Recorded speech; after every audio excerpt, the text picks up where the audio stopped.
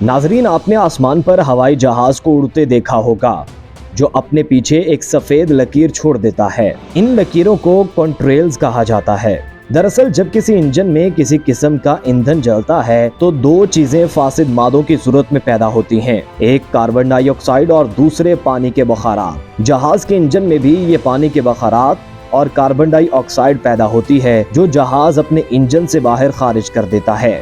جہاز جس بلندی پر اڑتا ہے وہاں فضا کافی ٹھنڈی ہوتی ہے۔ اس ٹھنڈ کی وجہ سے یہ پانی کے بخارات ایک طرح سے جم جاتے ہیں اور ان کے جمنے سے وہ سفید لکیریں جہاز کے پیچھے نظر آتی ہیں۔ یہ لکیریں شاید دیکھنے میں اچھی لگیں لیکن ان کی وجہ سے گلوبل وارمنگ بڑھتی ہے۔ گلوبل وارمنگ کیا ہوتی ہے؟ اصل میں سورج سے ہماری زمین کی طرف لہروں کی صورت میں گرمی آتی ہے جو زمین کو گرم کرتی ہیں، لیکن ان لہروں کا ایک حصہ زمین سے ٹکرا کر واپس خلا میں بھی پھیل جاتا ہے، مگر کچھ گیسوں اور فضائی آلودگی کی وجہ سے زمین کی اوپری فضا میں آلودہ گیسوں کی ایک تہہ بن جاتی ہے جو زمین سے ٹکرا کر جانے والی لہروں کو واپس نہیں جانے دیتی، اور اس طرح یہ لہریں زمین پر قید ہو جاتی ہیں اور زمین کا درجہ حرارت بڑھتا ہے۔ اس عمل کو گلوبل وارمنگ کہا جاتا ہے۔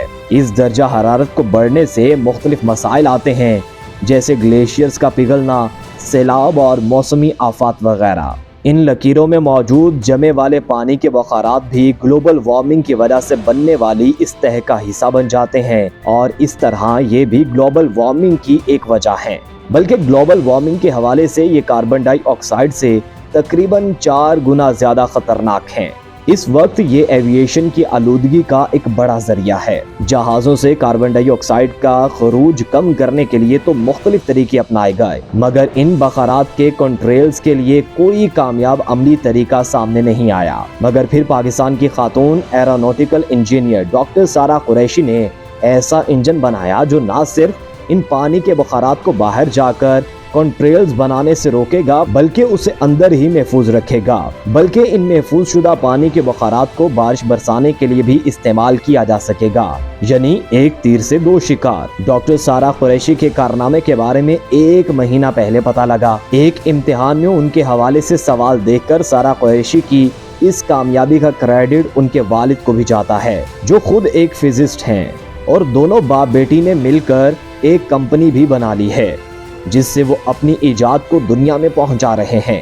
ڈاکٹر سارہ احمد کو 22 سے زیادہ ایوارڈز مل چکے ہیں، مگر شاید ان کی کامیابی اتنی مشہور نہ ہو۔ جبکہ 23 مارچ کو ایک اداکارہ کو تمغہ امتیاز ملا، اس کے لاکھوں فالوورز ہیں۔